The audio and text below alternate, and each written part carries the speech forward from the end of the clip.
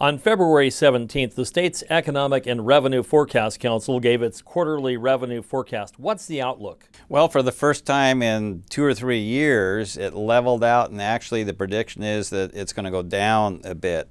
It's down $67 million for this biennium, down $442 million in the next biennium. Now that's compared to the November 2015 forecast. So it's comparing with the November forecast whether it's up or down. This time it's down a little bit. Given the lower forecast, House Democrats have released a supplemental budget that would increase taxes by nearly $400 million. What do you think about that? Well, we don't like it. We don't think it's necessary. Not at this time. We need to give the whole economic forecast time to see where we are really headed. But they have come up with six tax preferences that they want to remove, which would total about $120 million.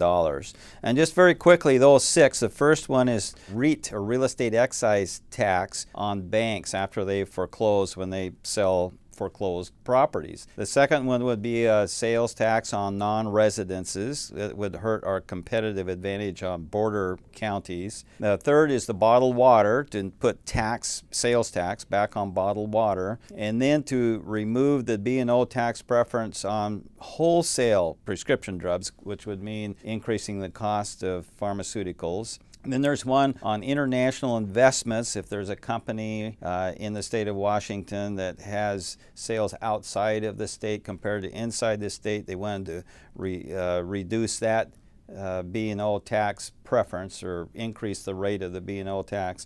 And the last one would be a tax on travel agents. I'm not sure why travel agents were picked out of the bunch, but that's what happened. So what are your concerns about these tax increases? Well, at this stage, I don't think they're necessary to increase the tax by removing these preferences.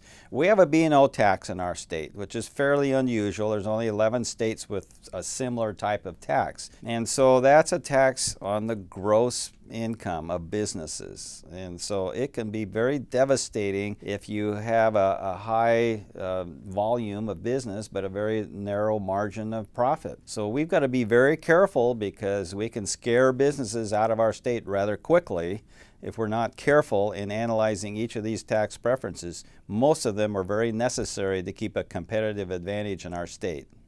The legislature is scheduled to adjourn on March 10th. It still must consider a supplemental budget. Do you believe it'll adjourn on time? I do. I think it will be very close to being on time. Then the reason is there's a real incentive on both Democrats and Republicans' side to get out on time. It's an election year, that plays into it, and people don't want to have to go back to their constituents and say, well, we delayed it because we couldn't make up our minds on what to do on the budget or whatever. So I talked to leadership in both the House and in the Senate, and they both think that we've got a good chance of getting out on time.